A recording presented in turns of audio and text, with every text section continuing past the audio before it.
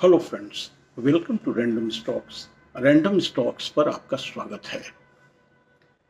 अंग्रेजी में एक प्रभाव है, when going gets tough, a tough gets going. जब परिस्थितियां खराब हो, सामने बहुत सारे चैलेंजेज हो, इन्वायरमेंट हेजी हो, तो एक टफ आदमी, एक लीडर क्या करता है? वो अपने लिए अपॉर्चुनिटी की तलाश करता है। वो अपना रास्ता तय करने की कोशिश करता है। परिस्थितियों के गुलाम होकर बैठ जाना एक लीडर का फितरत नहीं है।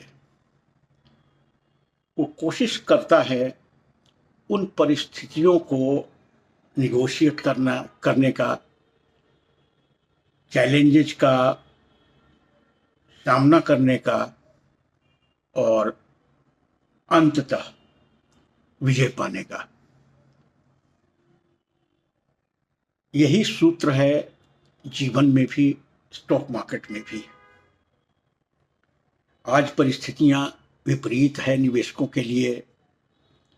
काफी ब्लैक क्लाउड्स दिख रहे हैं आसमान में। काफी परेशानी भी है, लेकिन अब बैठना भी तो नहीं है। मुकाबला तो करना है। और मुकाबला की शक्ति आप कहां से पाते हैं? आप अपने इमोशंस से नहीं पाते हैं। इमोशंस तो रोने को कहेगा, लेकिन रोना कोई उपाय तो नहीं देता है। रोना आपको कमजोर बना देता है। और मजबूत और एक विनर के लिए रोना विकल्प नहीं है। विकल्प है एक टॉनिक का, साइकोलॉजिकल टॉनिक का, जो आप लें और आगे बढ़ें। मैं ये क्यों कह रहा हूं? स्टॉक मार्केट की दशा ठीक नहीं है, लेकिन कुछ समय हम लोगों के पास इस समय है कुछ सीखने का, खुद को तैयार करने का, खुद को हौसला देने का, खुद को मोटिवेट करने का। संस्कृत में, गीता में एक श्लोक है, उद्धरेदात्मात्मानम आत्मानम अवसादयेत आत्मैव ह्यात्मनो बंधो आत्मैव रिपुरात्मना। गीता का श्लोक कहता है कि you can lift your self by your self. You can lift your psychology with your strong mind. बाहर से कोई मोटिवेशन काम नहीं करता है जब तक इनर मोटिवेशन ना हो। और आज का समय है एक ऐसे सब्जेक्ट में डिस्कस करने का जो आपको नॉलेज देता है, जो इटर्नल है, जो परमानेंट है। इसे कोई चुराने वाला नहीं है और हर समय आपके साथ रहेगा। इस नॉलेज के क्रम में आज स्टॉक पिकिंग कैसे हो, लॉन्ग टर्म स्ट्रेटजी के पर्सपेक्टिव से, उस पर विचार करते हैं। पहला स्टेप है कंपनी का ग्रोथ देखना।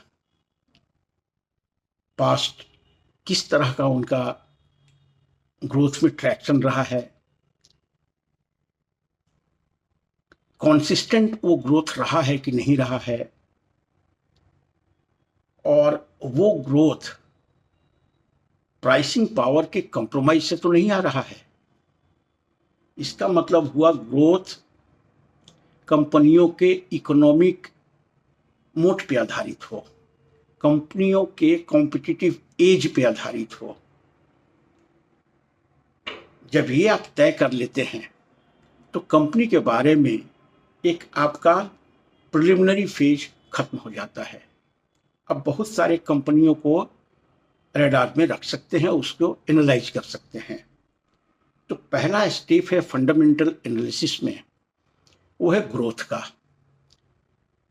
ग्रोथ है तो संभावनाएं हैं, ग्रोथ यदि नहीं है तो संभावनाएं भी नहीं है। उसको आप फर्स्ट स्टेप में ही निगेट कर सकते हैं और आगे बढ़ सकते हैं। दूसरा स्टेप है स्टॉक पिकिंग में, वो है शेयर होल्डर्स के रिटर्न का, रिटर्न ऑन इक्विटी का, आरओई का। अल्टीमेटली ग्रोथ को रिफ्लेक्ट होना है आरओई में।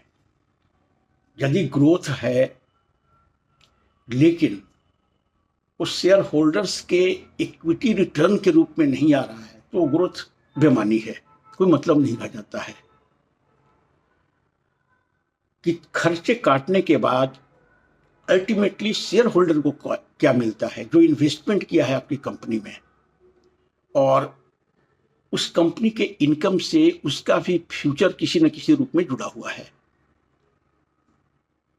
एक कंपनी के ऑपरेशंस में एफिशिएंसी को दिखाता है और ऑपरेशनल और प्रॉफिटेबिलिटी एफिशिएंसी को दिखाता है। ग्रोथ के साथ साथ दूसरा जो अहम हिस्सा है, जैसा कि हम बता रहे हैं, वो है आरओई का। अब इसके आगे बढ़ते हैं, लास्ट जो बेंचमार्क है उसकी चर्चा करते हैं। वो है, ये दोनों चीजें यदि सही है, ग्रोथ भी सही है कंपनी में 20%, 25%, this is the ideal.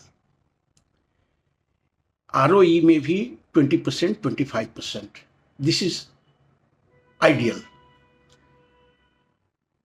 Next जो आता है वो होता है कंपनी के वैल्यूएशन का।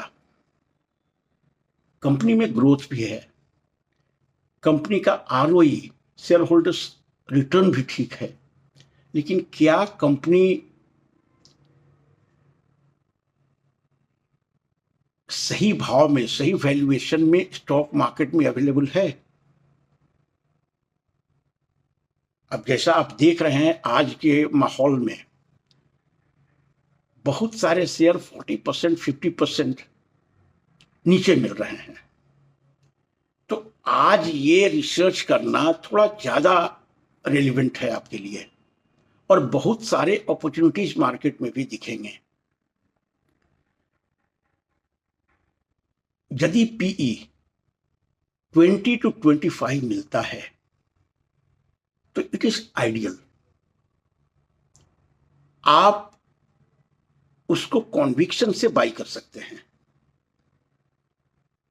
इसके अलावा बहुत सारे फैक्टर्स हैं जिससे आप अवगत होंगे।